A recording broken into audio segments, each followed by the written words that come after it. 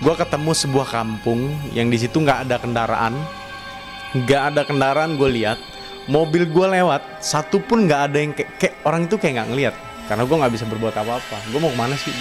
Bang, kita selesai di sini deh. Saya melihat Vicky Alman ini memang udah masuk di dimensi yang berbeda. Dia ini disesatkan.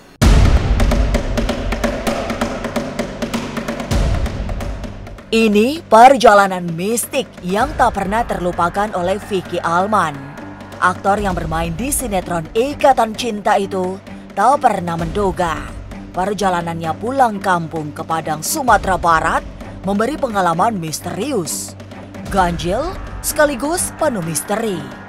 Karena untuk pertama kali dialami selama melakukan perjalanan ke tanah kelahirannya. Tapi, apa yang sesungguhnya terjadi? Benarkah Vicky tersesat di perkampungan gaib? Lalu, apa yang dilakukan Vicky hingga mampu terbebas dari jerat mistik kampung makhluk gaib itu? Seperti apa telisik mistik Panglima Langit dan Kibar Raja tentang keangkeran jalanan lintas Sumatera? Jangan dulu berlalu. Masih akan banyak keganjilan terjadi di sini. Dan jangan lupa subscribe, like, share, dan komen agar tak ada yang terasa ganjil di sekitar Anda.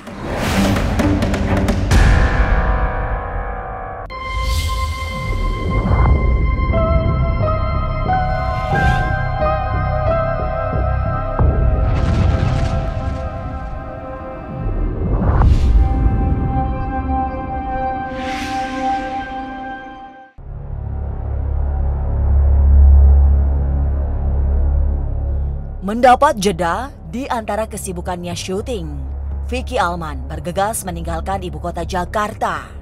Berkendara, ditemani saudara, ia melakukan perjalanan jauh meninggalkan Jakarta, menyeberang Selat Sunda, kemudian menyusuri jalan lintas Sumatera.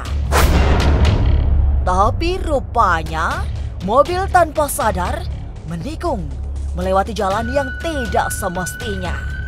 Sejak itu, Vicky seperti tersesat di perkampungan gaib yang misterius.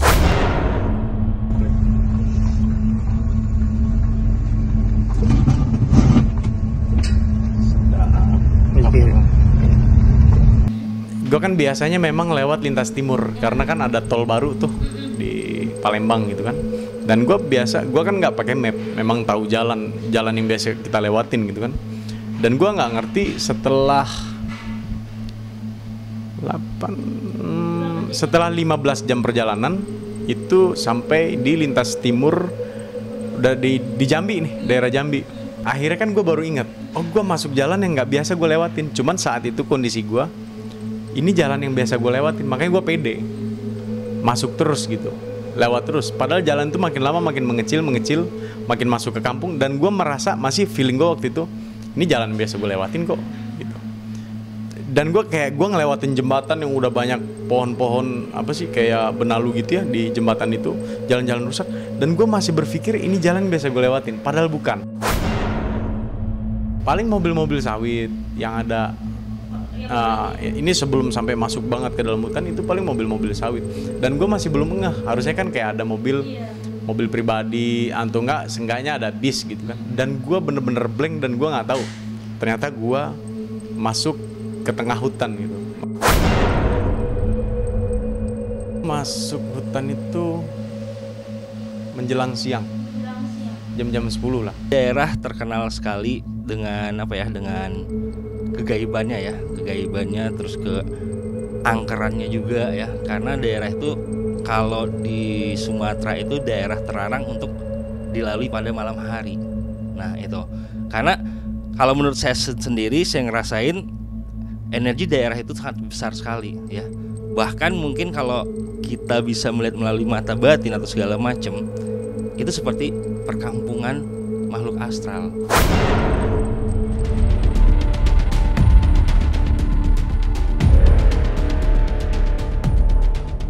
Tersesat di kampung yang seolah tak wajar, Vicky bukan hanya merasakan situasi yang mencekam, tapi sekaligus putus harapan. Apalagi setelah berkendara sepanjang 7 jam tanpa tujuan. Ia sudah pasrah, berpikir akan berakhir di tempat itu, hidup dan kehidupannya. Tapi ia tak hendak menyerah pada kenyataan, sehingga terus berusaha mencari jalan agar bisa keluar dari jerat kampung sesat. Lalu, apa kata Panglima Langit? Benarkah ia melihat Vicky diikuti makhluk halus bertaring panjang? Gue cuman bisa pasrah di situasi kayak gitu, dan gue panik, jujur gue takut, gue parno pasti ya. Cuman gue bisa pasrah, gue doa, ya Allah kalau sudah waktunya udah deh, gue bilang gitu. Karena gue nggak bisa berbuat apa-apa. Gue mau kemana sih? Gitu. Bang, kita selesai di sini. Gue bilang gitu sama abang sepupu. Cuman gue tetap berusaha sebisa mungkin gue keluar dari situ. Ketika gue posting di Instagram, banyak juga orang yang mengalami itu gitu loh. Dan itu kayak ada yang bilang dituntun, ada yang dibilang disirop, ada yang dibilang dikerjain hantu, disasarin, ya macem-macem. Ya satu sisi kan emang kita nggak bisa menyingkirkan mistis ya. Saya melihat Vicky Alman ini memang udah masuk di dimensi yang berbeda di sekitar situ saya lihat. Jadi memang dia ini disesatkan. Saya lihat itu sebuah kerajaan, itu makhluknya pakai tombak seperti cabang 3 gitu, tombaknya seperti Trisula gitu saya lihat. Matanya merah sekali, taringnya panjang sekali, taringnya aja mungkin ada sekitar setengah meter. Itu yang kepala sukunya itu yang saya lihat. Yang prajuritnya itu lebih pendek. Tapi lebih pendeknya ya lebih tinggi dari saya gitu. Berarti yang kepala sukunya tuh tinggi sekali, ada sekitar 4 meteran kali tingginya.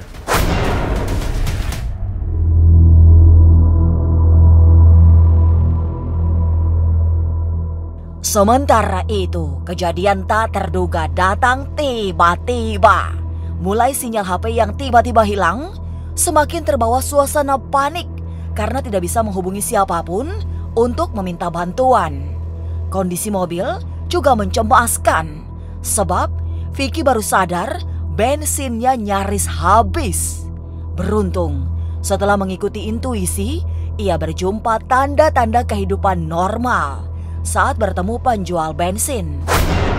Ketika gue lewat kayak kan banyak jembatan, sungai apa, gue masih pede kayak ini jalan biasa gue lewatin gitu loh. Dan perasaan gue ya emang jalur itu yang gue lewatin. Tapi ketika ada jembatan yang emang dia tuh hancur dan sebenarnya mobil nggak layak lewat, gue di situ baru ngeh, gue di mana ini? Gue kayak kaget dan gue sempet turun. Gue lihat sekeliling, ini hutan karet. Ada berdua sama abang sepupu. Nah, abang sepupu gue ini nggak pernah pulang kampung jalan darat, dan dia baru 2 kali pulang kampung. Dulu 2003 sama sekarang sama gue. Dia juga nggak bisa apa-apa kan, bingung juga. Handphone juga kita lihat emang bener-bener nggak ada sinyal. Dan jalan tuh bukan satu, banyak. Nggak ada orang lewat, nggak ada. Dan itu emang bener-bener real di tengah hutan. Berarti gue dari jam 11 sampai jam 5 sore gue nggak minum. Karena stok minum itu udah habis. Nah, bahan bakar juga tinggal 1/4. Di sini gue ngerasa kayak selesai gue di sini.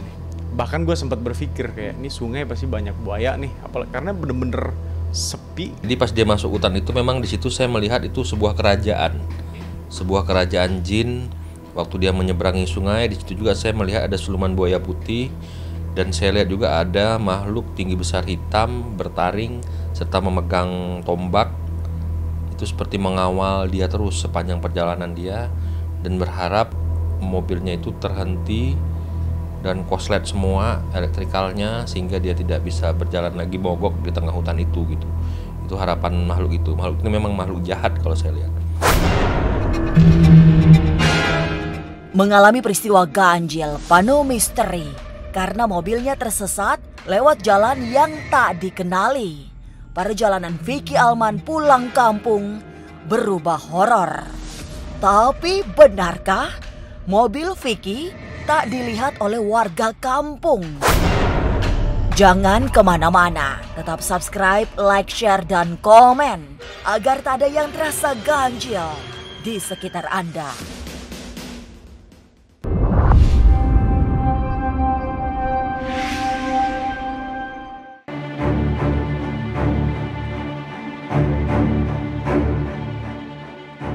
Berjam-jam tersesat hingga menyusuri hutan berdasarkan feeling.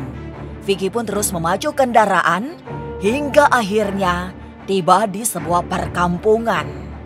Namun anehnya, saat Vicky melintas, orang-orang di sana seolah tak melihat mobil Vicky ada di sana. Gue ketemu sebuah kampung yang di situ nggak ada kendaraan gue lihat. Mobil gue lewat, satu pun nggak ada yang kayak orang itu kayak nggak ngelihat. Gue kayak emang orang itu nggak ngelihat apa orang itu nggak peduli gitu loh. Harusnya kan kayak biasanya ya yang terjadi kalau di suatu pedalaman kalau ada kendaraan lewat dia pasti ngeliatin dong karena jarang lewat gitu. Ini kok nggak ngeliatin, kayak anak-anak kecil kayak nggak ngeh. Padahal gue pelan lewat. Saya melihat dia sudah dalam belenggu makhluk astral. Jadi perjalanannya pun itu banyak sekali, saya lihat kayak manusia kurcaci begitu bertaring. Jadi nggak pakai baju makhluk itu, saya lihat bertanduk. Itu lebih dari 15 orang makhluk itu tuh kayak megangin mobilnya, saya lihat. Itu yang terlihat saya ya, kayak megangin mobilnya. Jadi mobilnya itu kayak diarahin gitu sama makhluk tersebut untuk berjalan ke kiri atau ke kanan. Jadi dia dikendalikan. Orang memang benar kayak Vicky bilang itu, orang kayak nggak lihat kita, pastinya seperti itu. Karena kendaraan kita pasti nggak terlihat gitu oleh orang. Karena kita sudah dibalut oleh dimensi yang berbeda gitu. Ibaratnya memang posisi kita di alam dunia kita gitu. Tapi orang tidak melihat kita gitu. Karena kita udah dibalut oleh dimensi yang berbeda gitu. Jadi seolah-olah kita nggak ada gitu di situ. Dan bahkan mungkin orang-orang ya mobil-mobil lain juga nggak bisa, kemungkinan bisa tidak melihat kita juga bisa terjadi seperti itu, lebih berbahaya lagi. Bisa jadi kecelakaan.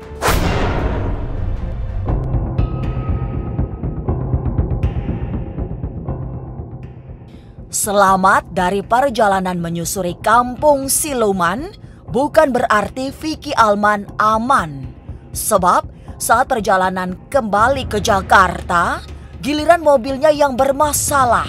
Padahal sebelumnya tidak ada yang mengkhawatirkan. Hanya karena mobil itu yang membawanya ke perkampungan misterius itu tiba-tiba rusak mendadak. Keluar dari Lahat, itu elektrik nggak berfungsi, AC mati, yang di setir terkhususnya juga mati. Dan mobil ini kayak ngegas sendiri. Kalau mobil ini digas, itu nggak tahu abis nabrak lubang apa gimana, nggak ngerti. Ininya udah lepas, RPM-nya belum turun.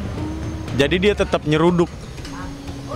Jadi sepanjang perjalanan dari Palembang sampai sini, gua nggak pakai AC. Udah gitu fungsi elektrik, fog lamp juga mati di bawah sini. Selalu ada air tumpah dan gua nggak tahu itu apa freon gua bocor apa, gua nggak ngerti. Makanya sekarang lagi dicek.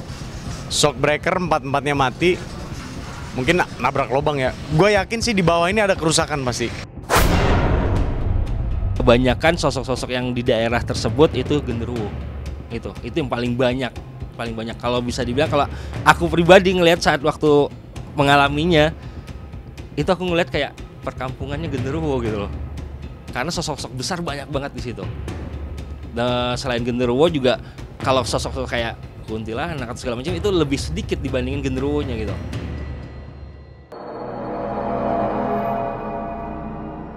Pengalaman mistik yang dialami Vicky Alman memang serba mencekam. Setelah tersesat di perkampungan misterius, mobilnya mendadak rusak. Lalu, bagaimana dengan pengalaman mistis yang dialami Ardanaf serta Natali Sarah? Jangan kemana-mana, tetap subscribe, like, share, dan komen agar tak ada yang terasa ganjil di sekitar Anda.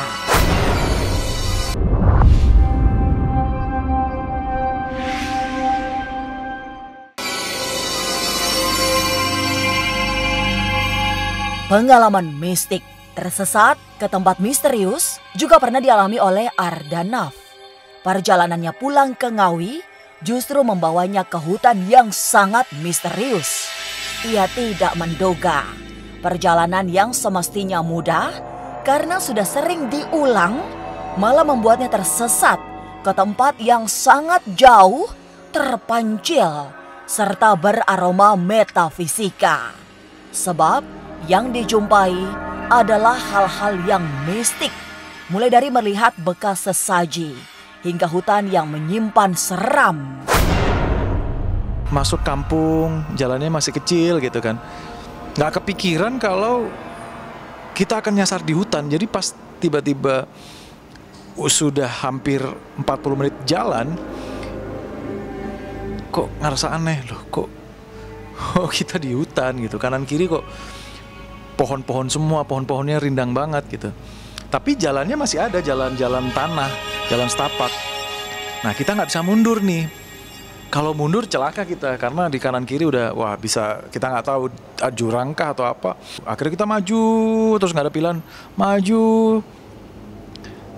mentok, tiba-tiba kayak nggak ada jalan, udah bener-bener hutan. Waduh. Terus jalannya udah kayak yang tadinya tanah, udah mulai ada rumput, udah mulai loh. Wah ini bukan jalan. Kakak dan bapak itu nggak kepikiran gitu kita bisa nyasar ke hutan. Wajahnya sih kebingungan kita, kebingungan. Aduh gimana ini? Nah ini yang bikin kita agak sedikit waduh gitu. Kenapa? Karena pas kita nekat ngajar semak-semak itu ketemu ada jembatan, sungainya kering sih. Nah di situ ada sajen, ini yang agak ketakutan sih. Jadi di bawah pohon itu pohon bambu gitu di bawah itu ada sajen. Terus kalinya tapi kering. Nah satu takut sama itu, yang kedua jembatan ini nih bisa dilewatin atau enggak? Karena jembatan ini kayu, ini kuat atau enggak? Kalau pas ngelewat situ dihajar terus kita ambrol ya selesai. Wah pas lewat situ kita nekat bismillah, akhirnya kelewat.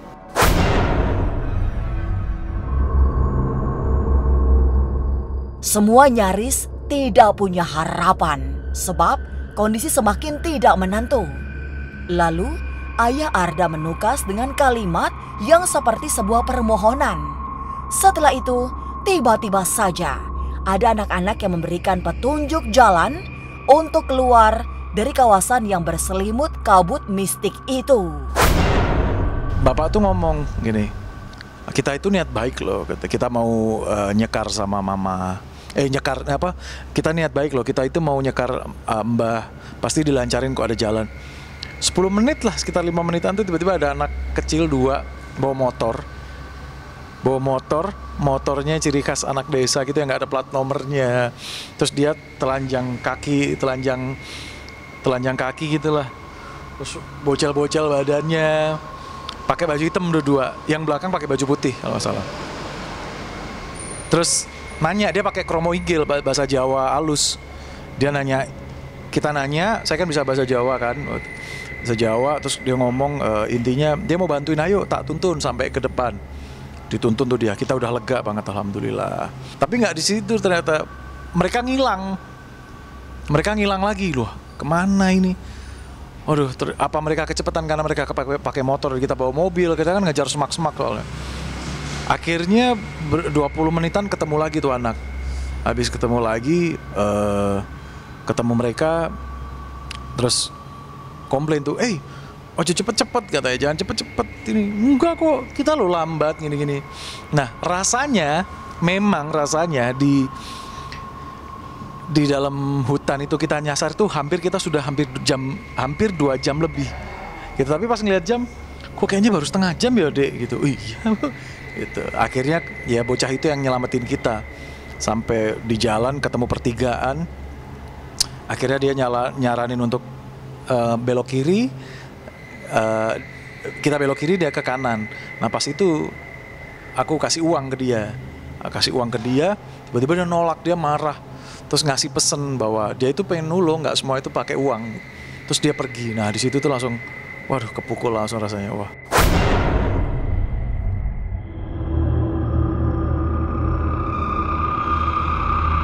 Peristiwa gaib saat nyetir mobil juga pernah dialami Natalie Sarah.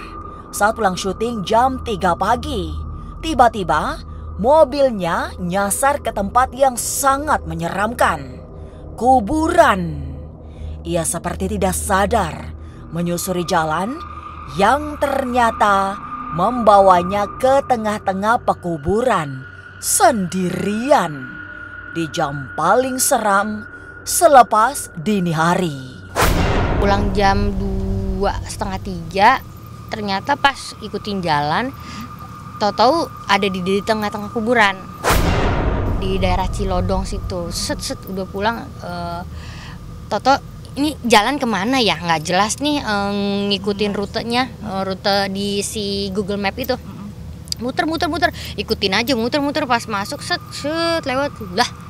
Terus aku lihat nih nggak ada jalan, sementara di situ masih nyuruh lurus. Sementara pas ngelihat situ kuburan semuanya, tidak di dalam kuburan. Aku buka kaca. Tapi kan ada orang ya, jadi ada anak-anak yang lagi pada jerit malam gitu. Iya, buat anak sekolah. Ibu mau kemana? Saya sih nggak takut, cuman malahan saya ada rasa gini, apaan sih ini? Pakai acara apa Google Map nyasar kesasar gitu. Puter balik. Pas mundur, kan sebenarnya mobil tuh ada alarm mobil ya, alarm mundur gitu kalau kena batas tuh bunyi gitu ya. Tapi ini nggak bunyi, tapi ada yang ngomong stop. Saya stop, saya buka kaca dong. Di situ tadi di depan makam itu, ya nggak takut, tapi memang nggak songong juga. Jadi ya saya buka kaca, ada yang ngomong stop. Oh iya Pak. Saya mundurin, lihat kaca, mana nih orang yang ngemundurin. Iya makasih, set nggak ada orang.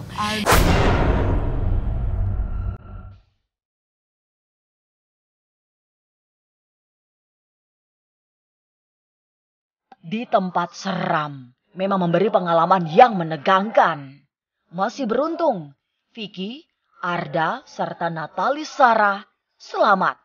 Padahal banyak orang yang tersesat ke tempat mistik dan tak bisa kembali lagi ke alam nyata. Inilah ganjil yang akan menguak berbagai misteri di alam nyata dan tak kasat mata. Sampai jumpa pada episode selanjutnya dengan kisah-kisah ganjil setiap hari Senin, Kamis, dan Jumat pukul 5 sore. Tapi sebelumnya, jangan lupa subscribe, like, share, dan komen agar tak ada yang terasa ganjil di sekitar Anda.